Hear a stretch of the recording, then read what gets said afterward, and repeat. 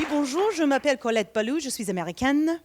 Born in Brooklyn, guys. Born in Brooklyn, but with the best French name of all time. Ma famille, c'est d'origine française. Nous avons quitté la France en 1646.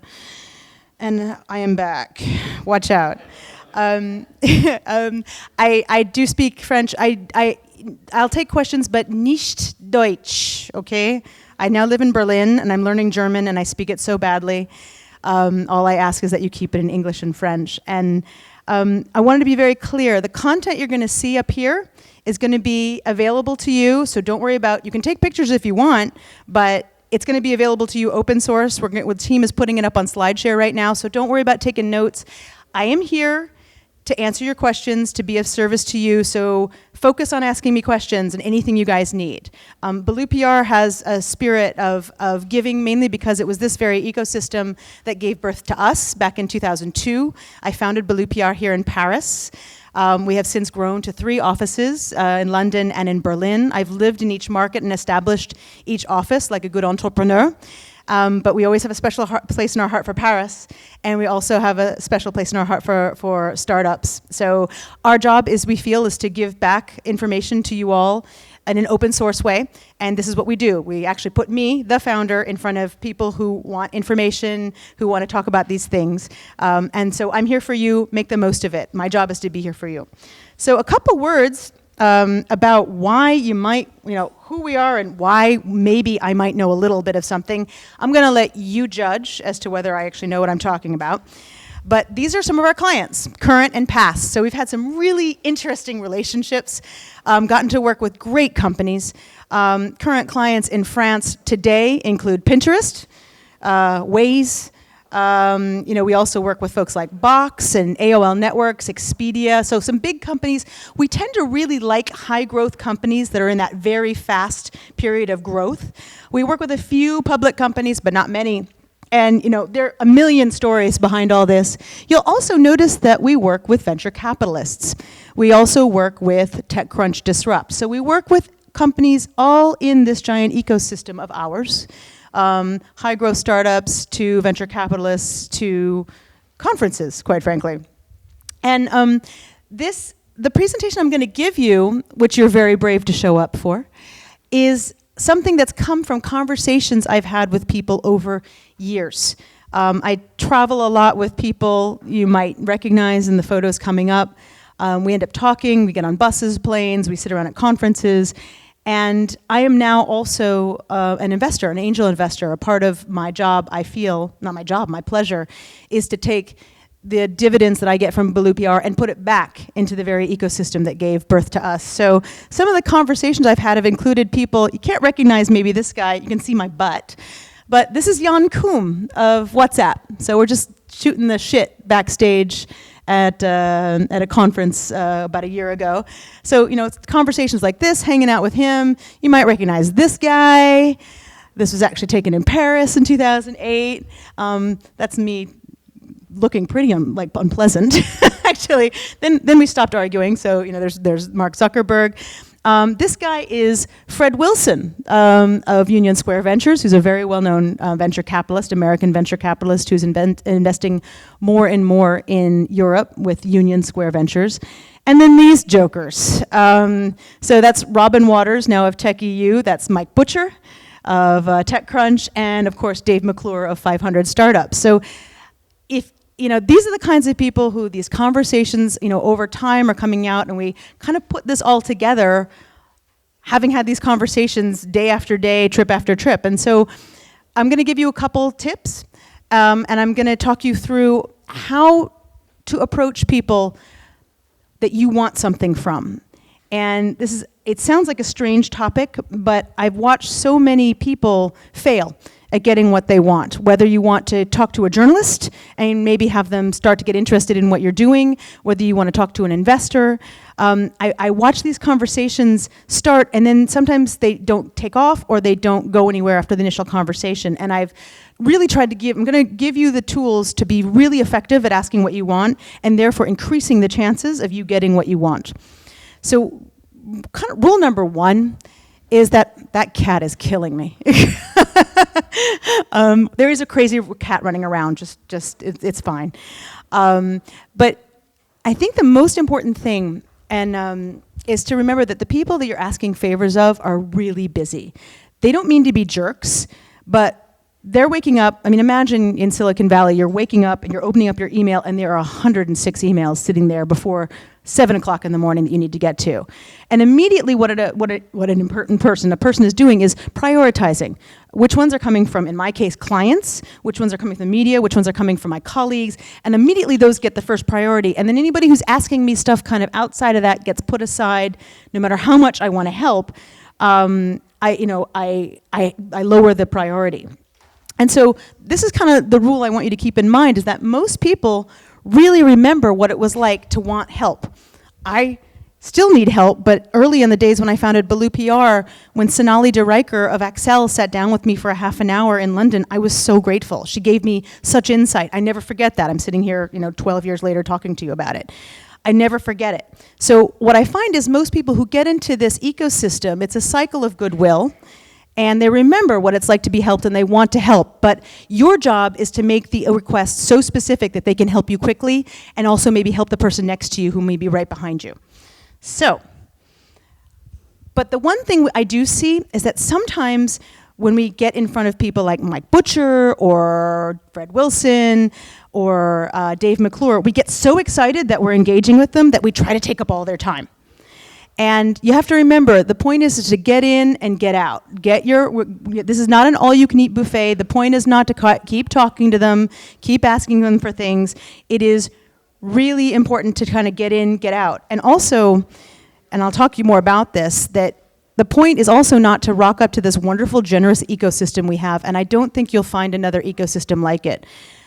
And then start asking and asking and asking and taking and taking and taking and not giving back. I'm going to give you some examples of that so you can recognize it when it happens.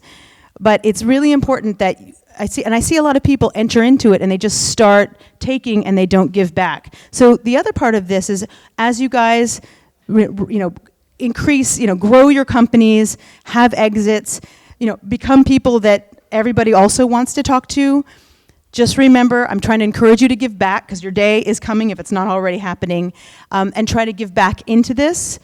So again, the most important thing is remember that when you're asking somebody for something, you're asking for their time.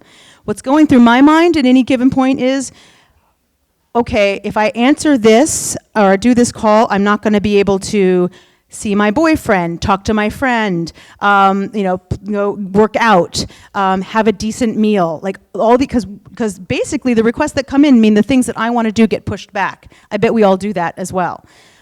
And so if you respect that and show that you respect that, you're far more likely to get what you want. So the biggest rule is respect. So let's talk about some myths about networking. And these are the two common myths I see. It's not about getting people to do stuff for you. And it's also not about how many people you have power over or you have influence over, right? It's really networking to be effective and to continue that virtuous cycle, it has to be a two-way street. Maybe you don't feel you have something to give, you probably do. But anybody who's successful at networking and everyone who fails at it messes up this basic rule. They don't realize that back and forth. And I want to assure you that when we find those people who are selfish, they are very quietly marginalized. I won't name names because that is very rude, but some of my friends and I, we know who these people are. And when those requests come through, oh, we didn't see the email. Oh, it went to spam. We just very quietly marginalize them because we know that they're asking stuff of us, maybe, but when you guys ask stuff of them, they won't be there for you. We try to teach them the lessons. Sometimes we sit down and honestly talk to them about it. But if you don't give back, you'll get marginalized. We are a herd. We protect ourselves. You're a part of that herd. So here are the overall rules, and I'm going to come back to them a couple times. But the first is, of course, the respect. Show people that you understand that their time is limited. Have a specific ask. I will go over this a little bit more, but a specific ask is not, hey, can I pick your brains about PR? I got this request the other day. Can I talk to you about how you prioritize things? Okay, no, actually. Very specific. Keep it short. Be direct and honest. Sometimes I get a request that somebody says, hey, we're having this conference and I'd really like to talk to you about the content and, do you have a half an hour? And I write back and I say, here's, what's the ask? Do you want a half hour of my time to talk to me about being a speaker, or are you trying to get me to give you ideas about what should be talked about at this conference for free, which is, by the way, what TechCrunch Disrupt pays me to do, so I really can't, I can't do that. You find people who are always trying to hide what they really want, and you need to ask them, what is the ask? You can do it politely, it's not rude, but what are you asking for? I even ran into a guy on the street in Berlin the other day who walked up to me, started in this long story, and I just looked at him. I believed him. I was like, what's the ask? And he's like, can you spare some euros? Yes, totally. Yeah. I just said, what's the ask? Always give people a no option or an out option. I often finish my emails when I'm asking for something the following way. Thanks for even considering this request. Or feel free to say no, I know you're busy. You'd be surprised how if somebody's thinking they might help you out, the minute you give them the option no, they all of a sudden say yes. It's not even a trick, it just shows that respect. Again, make it as little work as you can, and I'll show you some examples for the person. And give something back, or at least offer. Again, you may think you don't have anything to offer, especially, when I first started Belo PR Out, I felt so small and so powerless, and what could I possibly offer somebody? I wanted to talk to people like Gilles Babinet, or maybe I wanted to talk to Fred Destin at Excel, and I thought, what could I possibly give them? Well, interestingly, I might, even as simple as a translation service, or help Gilles pick a name of his new venture. There were little things I could do. You always have something. Right? So have faith in yourself and offer, offer, offer. So basically, if you want to grow your network, and you've noticed how this has gone from a conversation about how to get things you want and need to building a network, they're entwined. And I've built this presentation and this discussion this way on purpose. Because it is also about, being able to gather people, being respected, right? Making sure that you ask questions in a respectful, intelligent way, that you give back into the ecosystem. And then let's talk about, I told you, I promised you some examples.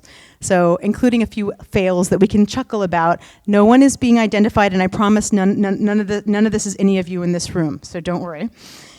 So first we'll go back and we'll talk a little bit about networking online. Again, basically the same thing I just told you before, right? Except the beautiful thing about networking online, i.e. you're not right in front of me, is you can research someone. You can see if, what they tweet about. You can look at their profile on LinkedIn. You can learn a little bit more about them. Maybe they've written articles. You can learn a little bit about what's important to them. Journalists in particular put their heart on their sleeve almost every day because they write. You can see what they care about, right? So you learn about them. It's almost like you're reading their diary. Right? You'll see if they have certain heroes that they talk about. You'll see if they have certain dislikes. They have biases. Maybe they love their dog. You can learn all these things. You can learn more about them. However, networking in person can be scarier. And what I ask you to think about is, how does networking, whenever you're approaching somebody in person, and you have to think when you're meeting somebody, what is your business goal? What is the goal there? And it could be many things. It could be a combination of these. It's not just one. But maybe it's a potential employee. You're in a place, or you're going to possibly have a chance to sell what you're doing. But when you meet somebody, and you quickly find out who they are, let's say worst case scenario, you don't even know who they are. You find out who they are. You try to figure out, okay, what do they do? Where are they from? What do they do? Maybe you're at a conference together. If you can try to wrap your mind around it, maybe what do they want from this conference? And sometimes I ask people I meet, you're at a conference, hey, what do you want? I'm here to meet people I want to sell my software to. Well, who would that be? And they tell me, and then if we're walking around the conference floor together and I see somebody from that company, I make sure that I introduce them, right? That's me giving back. It's something you guys can do too.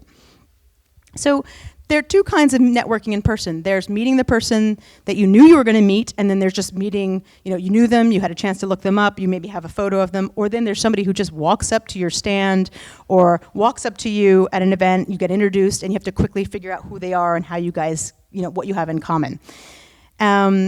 And so again, if you're going to let's say you're going to a conference and you don't know who you're going to meet. Couple tricks, these are very tactical, but sometimes people do a Twitter hashtag if they're planning to attend an event, and you can actually look and you can get a rough idea of who's going to be there. You can also look at things like Lanyard and Plancast, although I don't think people are using those anymore. Sometimes the event list is public, so you can actually go through the list and see who's attending. I'm not just talking about the speakers, right? The speakers are usually up there for everyone to see, but other attendees. And so these are the ways to find out more about who might be there.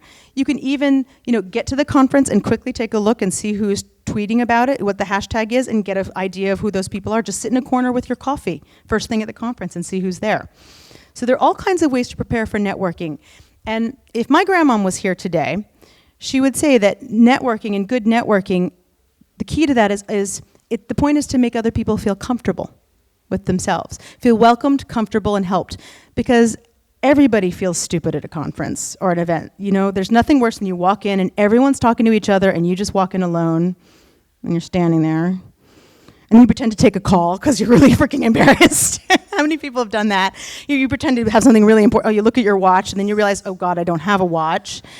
Right? So we all feel awkward, and there's nothing like, you're laughing because you've either seen me do it or you've done it yourself. And so there's nothing nicer than helping that person. We've all been that person, so why not go help that person? Say hi, introduce yourself, etc. So again, once again, the same tips, right? But when you network in person, relax, let it flow, and just remember the rules. And remember, we've all been the person who felt uncomfortable. So just first of all, embrace it. It's funny. Second of all, if you see somebody feeling uncomfortable, why not go and help them out? Anyway, back to my points. I've lost a little juice in my clicker. Anybody want to send me forward? See if I can do it here. There we go. All right. I've actually, because I'm so efficient, started to go over these points anyway out of my sheer enthusiasm to talk to you today. But a couple things that I'm going to give you specific, again, I delve in from strategic to tactical, and this is a tactical slide. A great way to introduce yourself is to have something nice to say to somebody. A really bad way, especially for Americans, although as French we sometimes do this, is to say, I heard your speech and I completely disagree with you. I think your premise is stupid. We don't like that as Americans. The English also don't know what to do with that.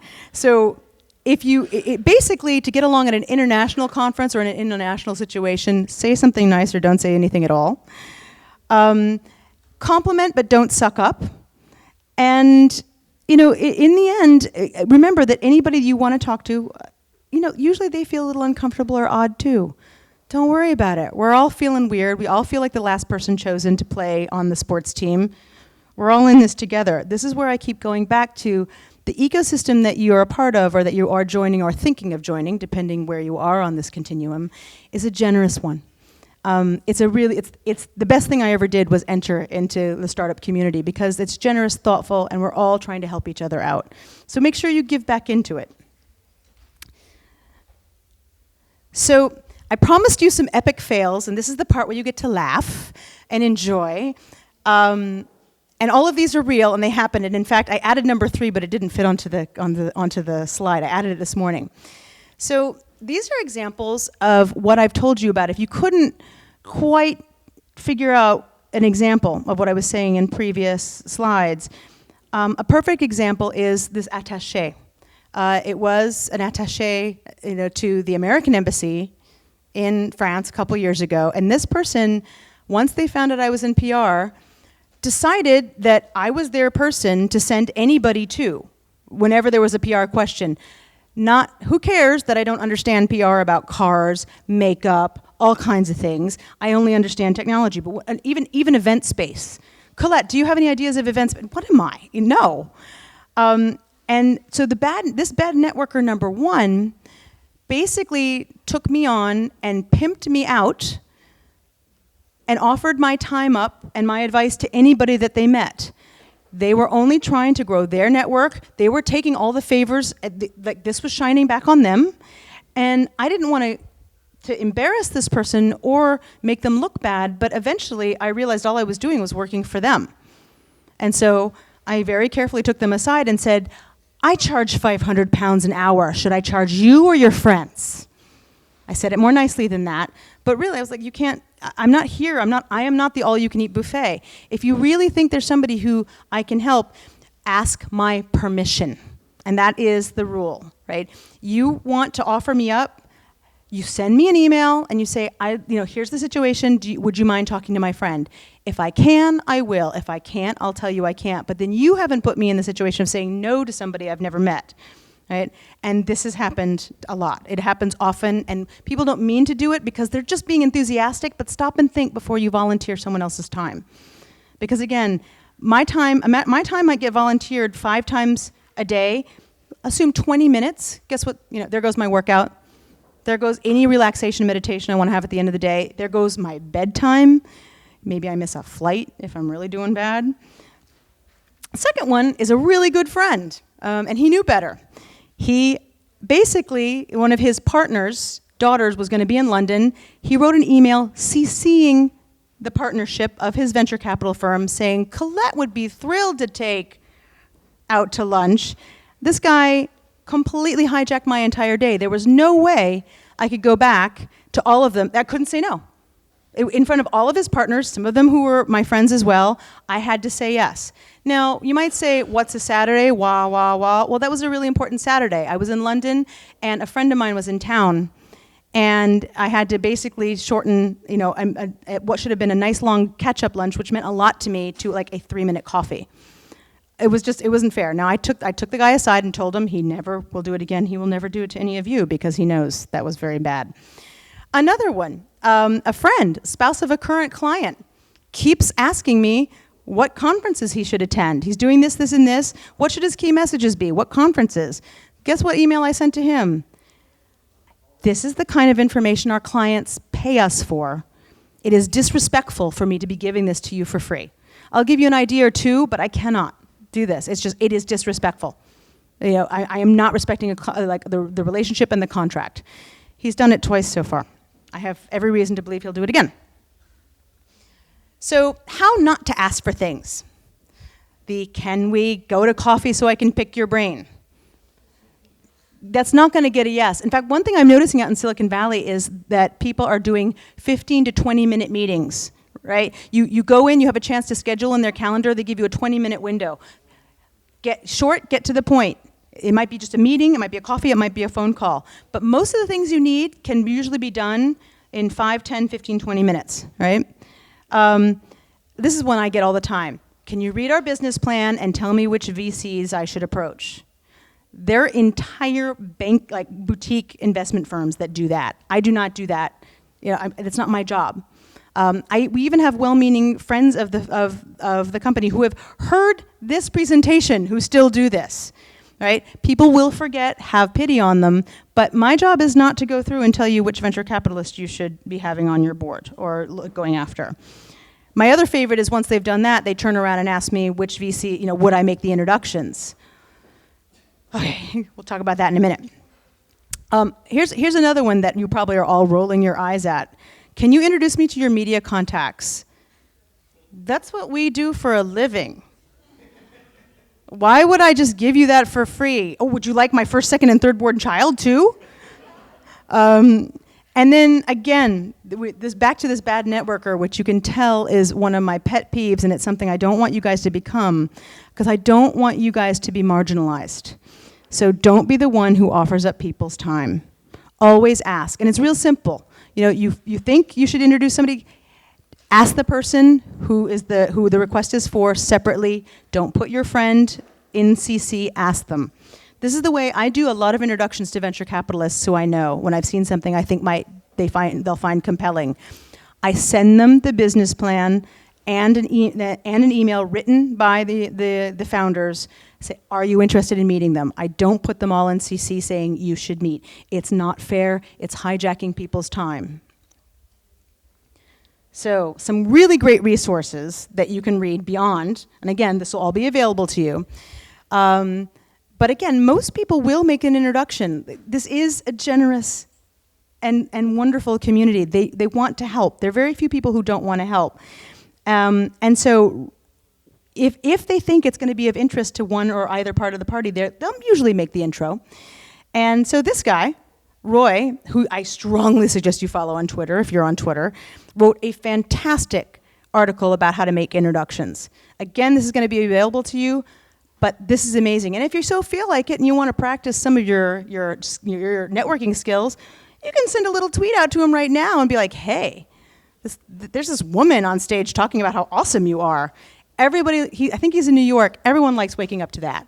You know, he's having a coffee, he wakes up and finds out he's trending in Paris. Come on, that's nice. You know, make him feel good. It might be a bad day in New York, right? Another one, investor introductions. Fantastic resource, Hunter Walk of Homebrew. This guy is definitely in New York. And this is a step-by-step guide for how to get people to introduce you along. It's basically the situation where you're in front of an investor. The investor, probably not right for you, but he thinks he has a couple friends that might really be interested in what you're doing. And he tells you how to make sure you get that introduction. Hunter's a really, really clever fellow. And finally, I'm going to talk to you about the forwardable email. Doesn't sound grammatically correct, does it? Basically, I had said, make it easy for the person you're asking a favor of. And what did I say? Keep it short, specific. What's the ask, right? This is the all-time way to get me to do something, which is you write the email for me, right? Now, this is, you basically, this one I think is in the format of to a venture capitalist. It might be to a journalist. It might be just to somebody else that you want to meet. And look at how it has all the keys, right? You send this email to me, and I can automatically forward it on to the person that we have in mind to target that we've discussed, and all I have to do is put in an email and maybe a little word. Met this person, think they're dynamite, think you should get to know them, what do you think? Let me know if you want an intro.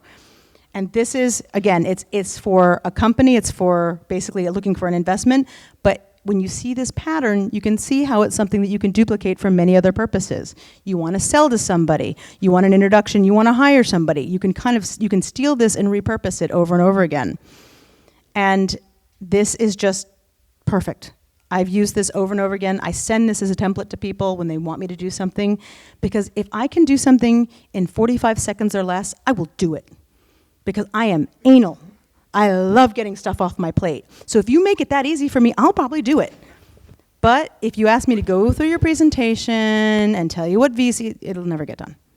You know, and in fact, I will be upfront. I'll say, no, I don't have time to do this.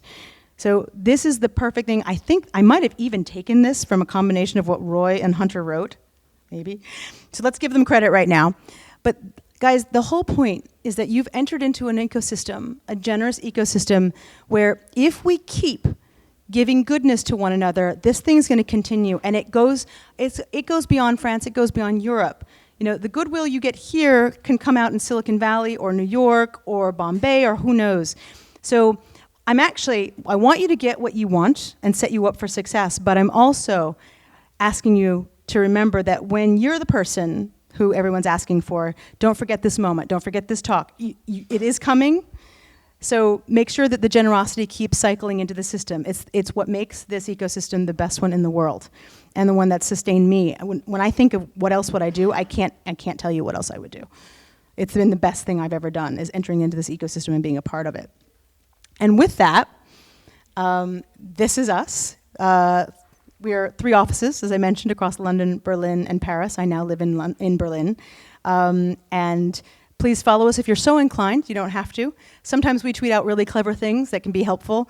If we get codes to conferences, discount codes, we put it up for people to grab. So, and with that, I'll invite you to ask me any kind of question you want, because that's what I'm here for. I'm here to serve you guys and help you guys get what you want. So thank you for your time. And what can I do for you? And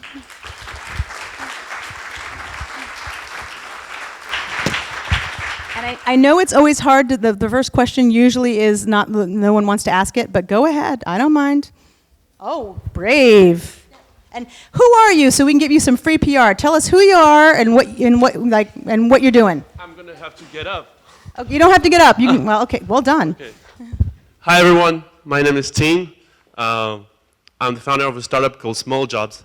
So that's me. Small jobs. Yeah, Small Jobs. Okay, here? Yeah, it's Okay. a French marketplace for people to get in touch, exchanging services. That is good PR for yourself right there. Bravo. Thank you very much, Colette. Nice elevator speech. Thank you. Okay? Thanks, Colette. First, thanks for your speech. Very insightful.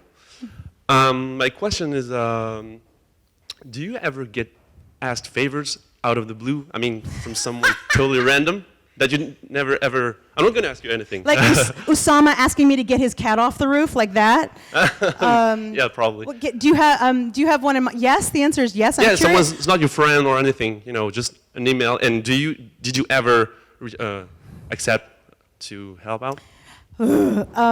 That's the thing. I suffer incredible guilt, no matter the tough stance I'm taking up here. If I had all the time in the world, I'd be helping everybody who asks, right?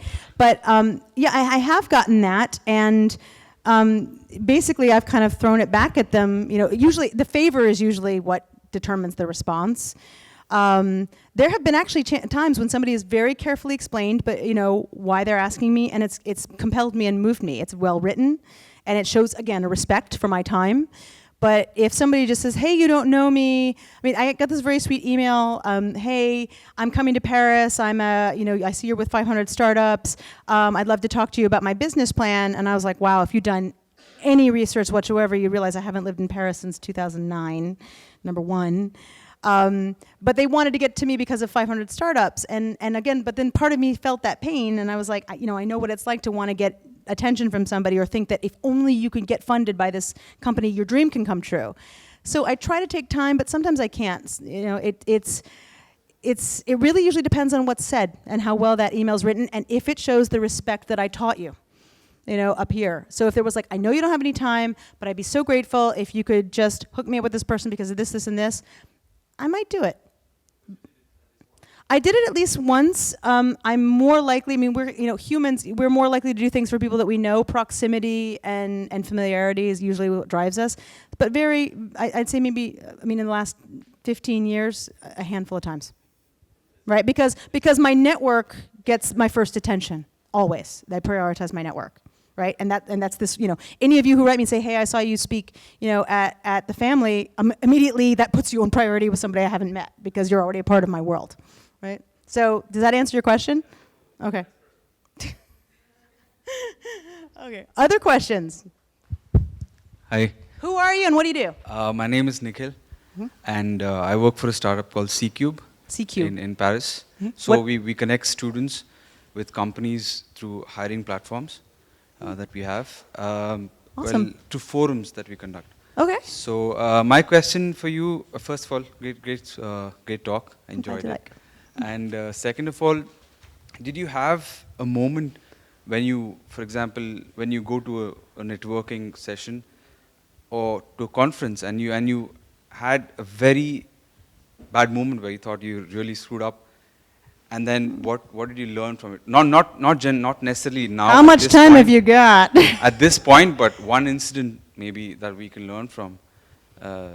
Did you learn something from that incident that happened to you in the past? The lesson I'm going to tell you is I recognize as distinctly American, and even though I've lived in Europe for 13 years, I'm in this kind of bizarre in-between American-European world. I've, for example, called people by the wrong name, which I hate. And that's, that's not grave, but it's not great. And what I do is I just immediately own up to, if I realize I've made the mistake, I own up to it immediately and I apologize. Right? I think that's the only thing you can do. You can't erase it, you can't make it not happen. If you pretend it didn't happen, it gets worse. So my overall advice is just own up to it and move on. But have I done something serious? I've never hurt anybody that I know of, or, I've almost fallen off stage once, but that was just funny. And that was me, so who cares? But I think usually it's not knowing someone's name is usually probably the number one problem. And again, this is not grave, but is not recognizing people that I've met before. And there's a little side note on that, which is every time you go to a conference, I don't care how many times you've met the person, reintroduce yourself. I will reintroduce myself to all of you any chance I get. Why? Because it's thoughtful. Because you might go, why do I know that person? And so I'll give you the cue. Hi, I'm Colette Ballou, and you need to do it too. And the other side of that is if somebody reintroduces themselves to you, don't go, we've met before. That helps nobody. Like if I'm reintroducing myself, I'm giving you the tools to succeed, so you may or may not recognize me. Doesn't mean I don't recognize you, but everyone just pay back into that culture of generosity and thoughtfulness, right? So that's about the worst thing. And actually, this recently happened to me in Sofia, where I ran into somebody, and I got that. I was like, hi, I'm Colette Ballou, and I thought I knew her, but I didn't know. And she's like, literally, I got this. I got hand on the hip, foot stomp, all right? Which is hard to do because we were outdoors, so it was grass. And she was like, and I got the mouth. We've met before, and you know what? What am I going to do with that, right? And so I was like, awesome. Because, it just stops the conversation. There's nothing I can do. You put me on the back foot. I can't come back. There's no way. And so what did I do? I did the polite thing. I said, I'm so sorry. I'm not wearing my glasses. I don't need glasses. Right? I was doing anything to help them save face because they were telling me that they weren't important enough.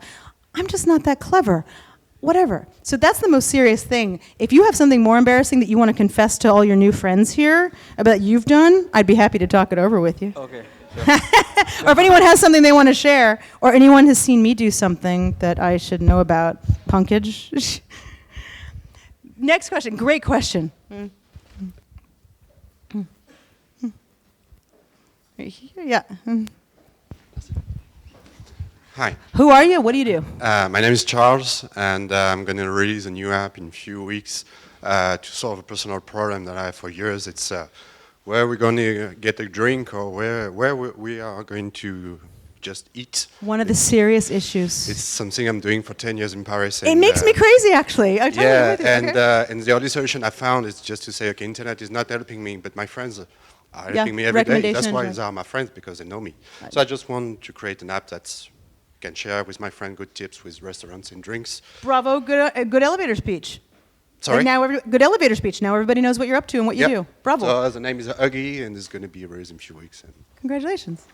And thank you for your speech. And it's funny welcome. because I'm trying for like months now to contact people, and I found very good situation. Like I failed so many times, like to write mails, and the first thing I can tell you is like just apologize when you know you fail. So like one day I wrote a big mail to a friend, to a contact, and a friend looked at it and said, "Man, this is boring," and just I sent a mail back an hour after, just say I'm sorry because I know my mail is boring. The person say, "Yeah, no problem, don't worry," and it's like you say. If you say no, it's okay, you know. But just to say I'm sorry if I did not have the right way to speak or write, people are okay because there's so much generosity. I've been an employee for 10 years, and being an entrepreneur, people are willing to help you if you respect and so on. So that was just a point in sharing, and for me was. I am really glad that you found some stuff. Yeah. And by the way, guys, if you actually just brought up a really good point that I'm ashamed I haven't mentioned it, but I thank you for bringing it up, which is if you feel like you've made one of these mistakes, go back and fix it. There's always time. Even if you did it 5 years ago, write to the person, be like, look, I'm really sorry. I just saw a seminar and I realized I made you do this. People really value that. I think that's actually a great lesson. Yeah. Thank you for bringing that up. Welcome. And my point is just that I'm keeping on like contacting black people, like just to say, oh, my app is great, just use it, you know. It's like so it can be very like boring and you're not very like respectful sometimes. And I try to find out which is the way to be like honest, personalized, and you have a message that you can copy and paste. Because when you try to contact hundreds of people, by the time you're not very personalized and It's true. You get honest exhausted. in your message. Well, I mean, and in your case, as you're trying to start something out, and I'm now going back to my days when I was starting the company out, I did put a lot of thought into things and try to personalize things, so it is really worth it. And, I mean, your question was great about have you ever, somebody asked you out of the blue to do something, and there's something, here, there's a similarity. In fact, you're talking about the same thing. So I would personalize it as much as possible and try to show respect and thoughtfulness for the person understanding. And some people can't get to things. I mean, you never know what some people are going through, and people might not respond to you. But I've had people not respond to me, and I find out that their mother just died. Like stuff happens, right? So don't just assume someone's a jerk for not getting back to you. Have a little faith, and and they'll try. Normally, they'll try to get back to you. I had somebody get back to me 18 months after I wrote them once. I was so surprised. They were like, "Hey, do you still need help with that contact?" And I was like, "Actually, yes." And they did it for me, right? And it happened. But thank you. I wish you the best of luck, and I think you have the right spirit. And if spirit is anything, I think you're going to do very well. So well done. Thank you. Mm-hmm. I saw a question over here. Oh, not you.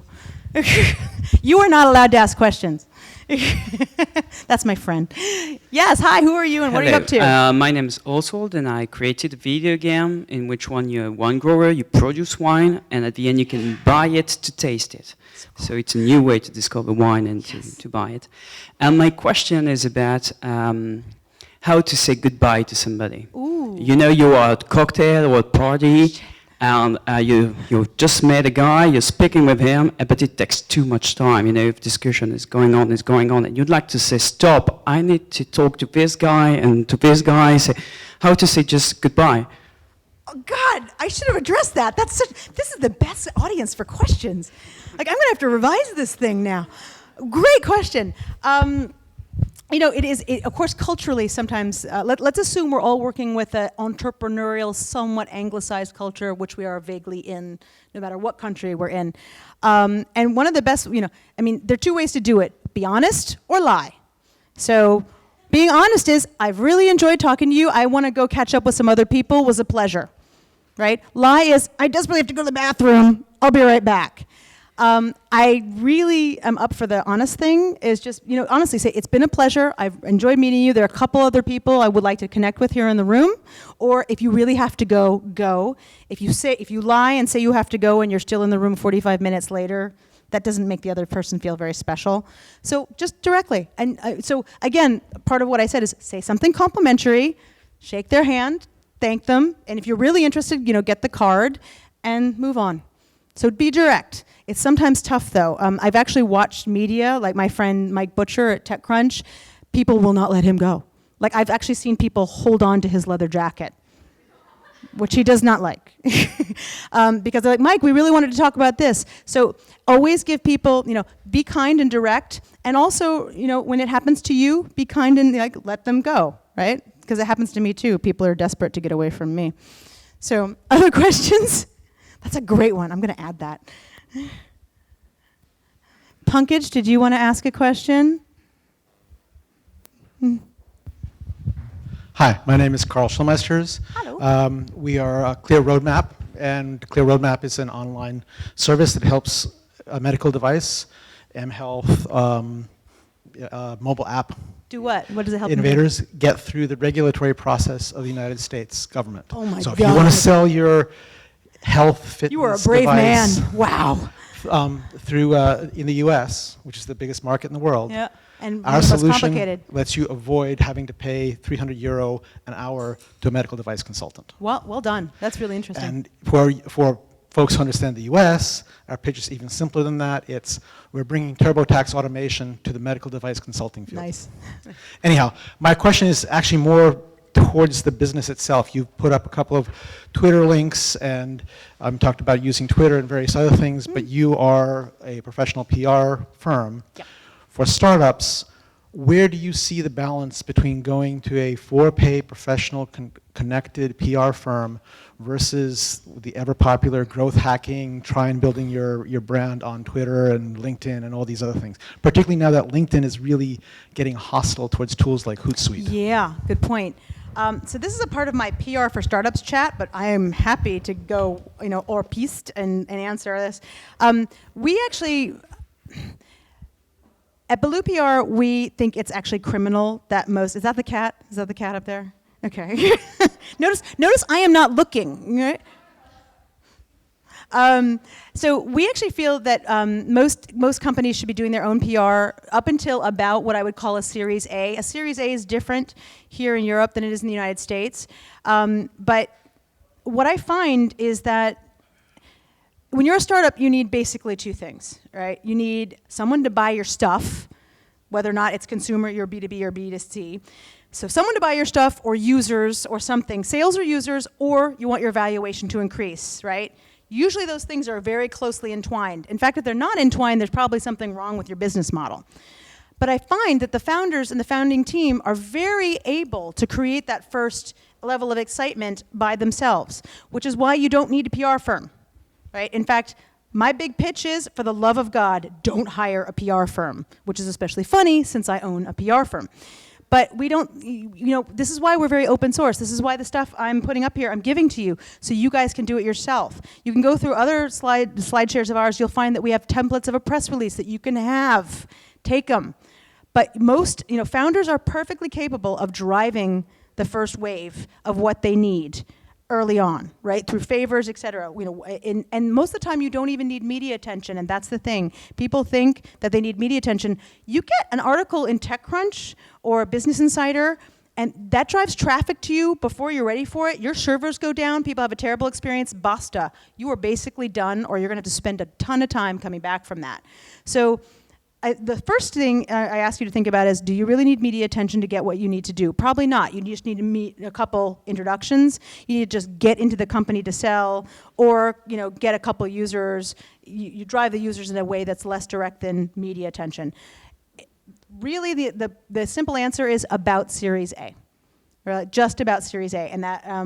And most of the time, we actually, we turn down a lot of folks who come to us thinking they need PR because they think it's a silver bullet to get what they want.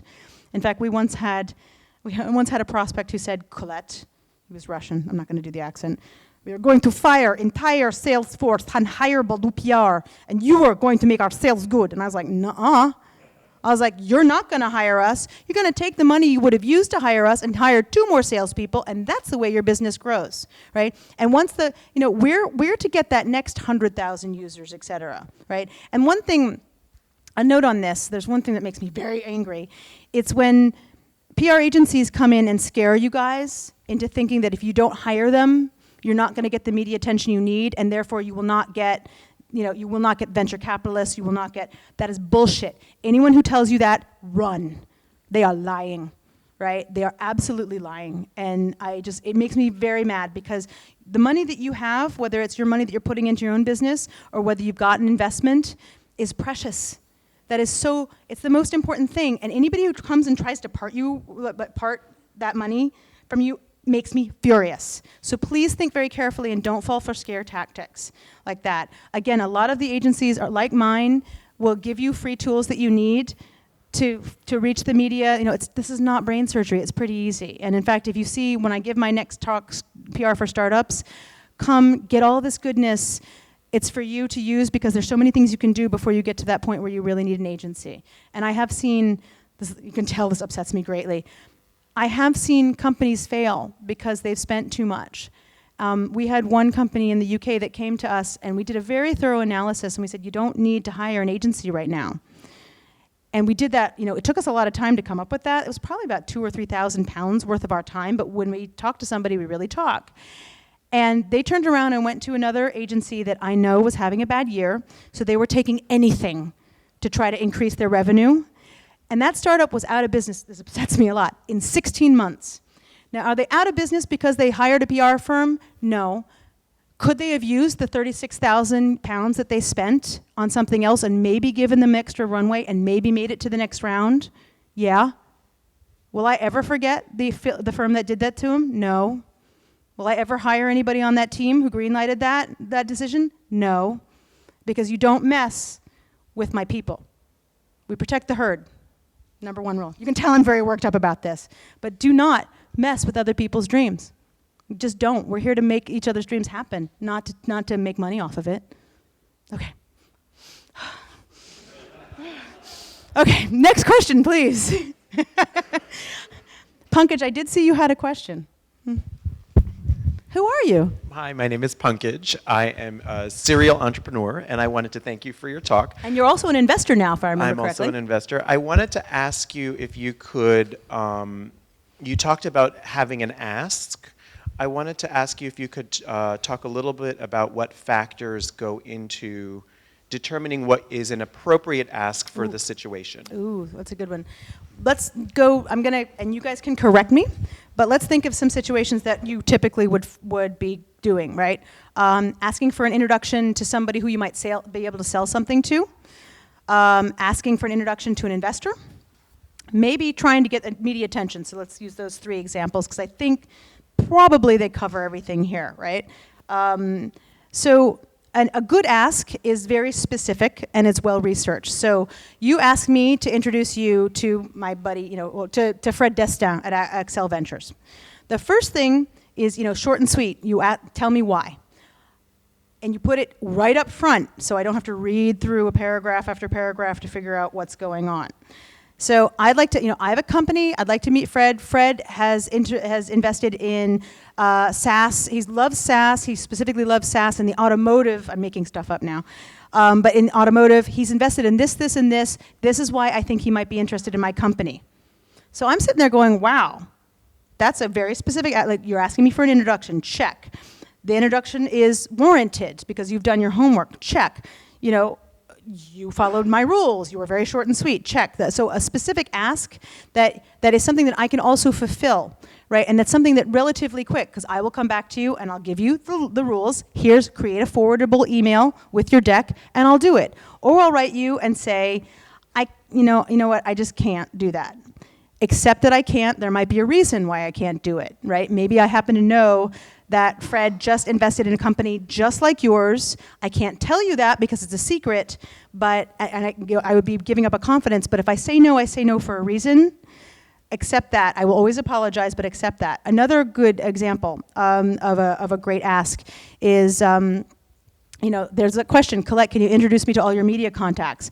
Well, maybe there's Colette, I see that you know Liam Booger. He wrote an article about this. I thought he might be interested in our company because we're doing something similar. That's not so great, but you say he's missing a key piece of information in his article that he might want to correct, or what would strengthen his case. Something that actually helps that journalist is something I'm likely to do, right? Because it helps him. So that's a very good ask. But asks are specific, they're well researched. There's something I probably can deliver on because you've researched my network, you know that these people are my friends, etc. Right? They're not, hey Colette, can you tell me what the lottery numbers are tomorrow in London? No, I can't. Or, hey Colette, could you introduce me to every single one of your media contacts? No. Hey Colette, I'm not wild about LinkedIn because LinkedIn sometimes makes it look like my connection to people are stronger than they are, and I come back and say, actually, I met that person once. I'm not your strongest in. Did that answer your question? Or do you have something you want to add? Because you've had some experience on this front too. Do you have something that you've seen make a great ask?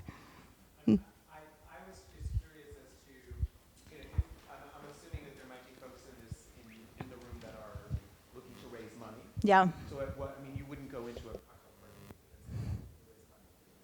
So at what point in the process do they start bringing in the deeper subtext? Actually, that's a very specific case. You're at a cocktail party and you recognize there's somebody who you might want to have invest right in front of you. How do you handle it? How deep do you go?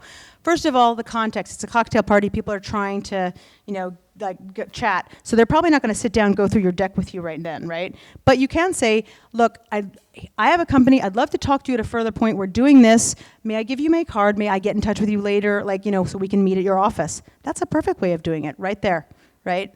That on that level. Sometimes, if an investor is really keen, they will say, I want to hear about this right now, and they'll take you off into a corner. Awesome.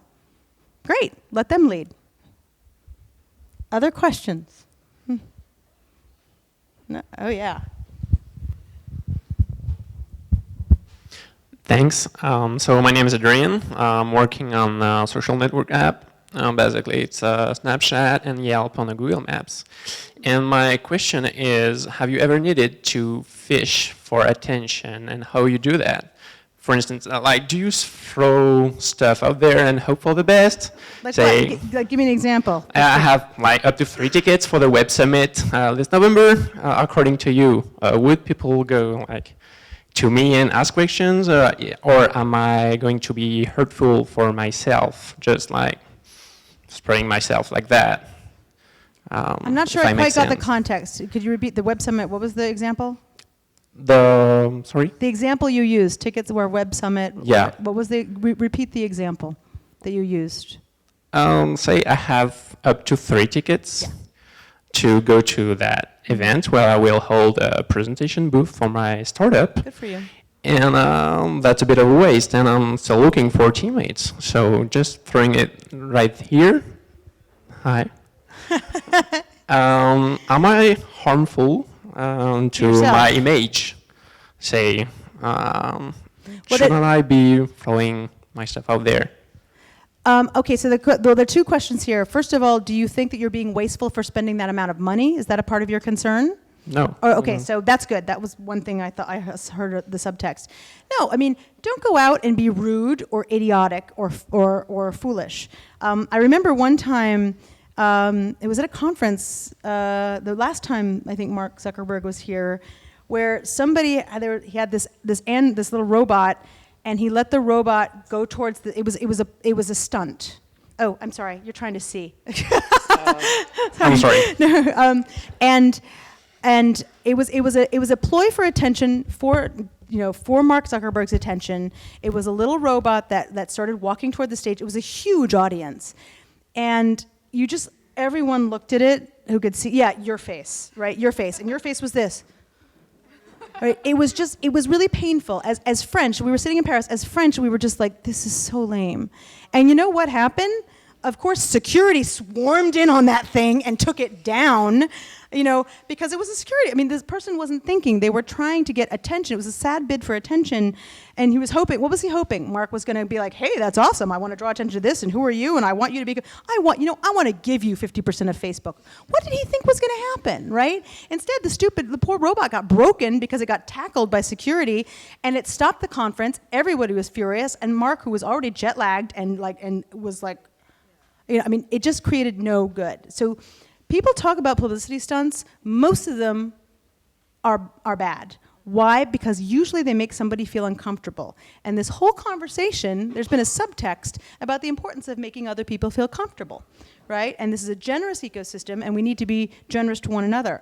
So my advice to you is, if you're thinking about doing anything, having a stand is great.